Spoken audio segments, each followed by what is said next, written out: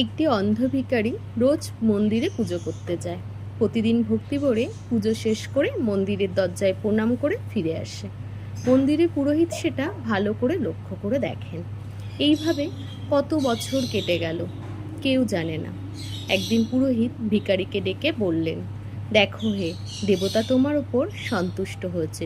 তুমি কোনো একটি বর চাও, কিন্তু মনে রেখো একটি মাত্র বর পাবে। ভিখারি বেচারা পড়ল মুশকিলে। কি যে চাইবে কিছু আর ঠিক করতে পারে না। একবার ভাবলো দৃষ্টি ফিরে চাইবে, আবার ভাবলো টাকা কড়ি চাইবে, আবার ভাবলো আত্মীয় স্বজন ছেলে মেয়ে দীর্ঘজীবন চাইবে। কিছুতেই আর ঠিক করতে পারে না। তখন সে বলল, আচ্ছা আমি কাল ভালো করে ভেবে এসে তারপরে বর চাইব। এখন কিছুতেই ঠিক করতে পারছি না কি চাই।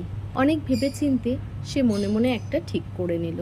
তারপর মন্দিরে গিয়ে পুরোহিতকে বলল, পুরোহিত ঠাকুর, আপনাকে অনেক ধন্যবাদ দিচ্ছি। আপনি আমার বড় উপকার করেছেন। যে একটি বরের কথা বলেছেন সেটি এখন আমি চাইব। মনে রাখবেন একটি মাত্র বর আমি চাচ্ছি। আমি এই বর চাই যে মরবার আগে যেন আমার নাতিকে 6তলা বাড়ির মধ্যে বসে সোনার থালায় পায়েস খেতে সচক্ষে দেখে যেতে পারি।